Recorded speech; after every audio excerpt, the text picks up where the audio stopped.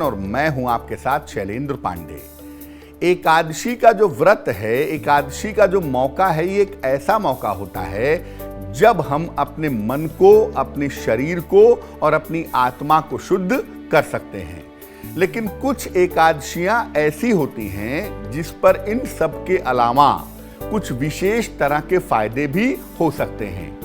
इसी क्रम में आज बात करेंगे पापांकुशा एकादशी के बारे में। ऐसा माना जाता है कि पापांकुशा एकादशी का पालन करने से पापों का नाश होता है, पापों का प्रायश्चित होता है। सबसे पहले जानते हैं कि एकादशी की महिमा क्या है। देखिए, तमाम तरह के व्रत हम साल में रखते हैं, पूजा उपासना करते हैं। उसमें नवरात्रि का व्रत, पूर्णिमा का व्रत, अमावस्या का व्रत और एकादशी का व्रत बहुत इंपॉर्टेंट होता है। इन तमाम व्रतों में सबसे बड़ा जो व्रत है वो एकादशी का है। चंद्रमा की स्थिति की वजह से व्यक्ति की मानसिक और शारीरिक स्थिति खराब और अच्छी होती है।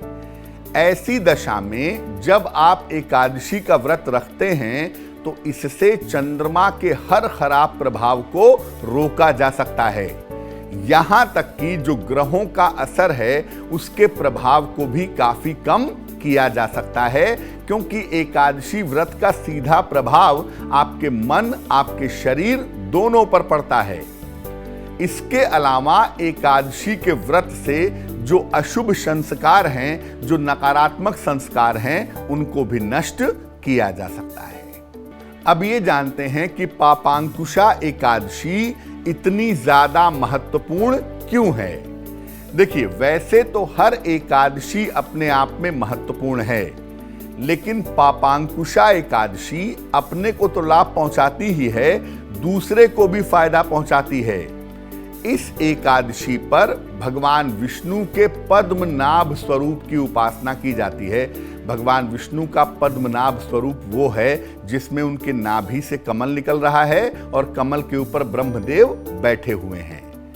पापांकुशा एकादशी का अगर आप व्रत रखते हैं तो इससे आपका मन शुद्ध होता है, आपके पापों का प्रायश्चित होता है, साथ ही साथ माता, पिता और मित्र की पीढ़ियों को भी मुक्ति मिलती है।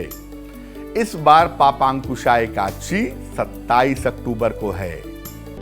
अब ये जानते हैं कि पापांकुशा एकादशी पर भगवान पद्मनाभ की पूजा कैसे की जाएगी। प्रातः काल या शाम के समय भगवान विष्णु के पद्मनाभ स्वरूप का पूजन करें। मस्तक पर अपने सफेद चंदन या गोपी चंदन लगा करके इनकी पूजा करें। इनको पंचामृत, फूल और ऋतु फल, जो मौसम के फल हैं, वो अर्पित करें। चाहें तो एक वेला उपवास रखें, एक वेला में आप भोजन ग्रहण करें, लेकिन भोजन सात्विक होना चाहिए। शाम को आहार ग्रहण करने के पहले भगवान विष्णु की उपासना और आरती जरूर करें। इसके अलावा पापांकुशा एकादशी के दिन ऋतुफल का, यानी मौसम के फलों का और अन्न का दान करें। यह आपके लिए बहुत अच्छा होगा। अब ये जानते हैं कि पापांकुशा एकादशी पर किन बातों का ध्यान हमें रखना चाहिए। अगर आप उपवास रखते हैं तो बहुत ही ज्यादा अच्छा होगा, नहीं तो एक वेला आप उपवास रखें और एक वेला एक समय में सात्विक भोजन ग्रहण करें। एकादशी के दिन चावल और भारी खाने पीने की चीजों का सेवन ना करें। रात के समय अगर आप भगवान विष्णु की पूजा उपासना करते हैं तो इसके विशेष फायदे आपको मिल सकते हैं।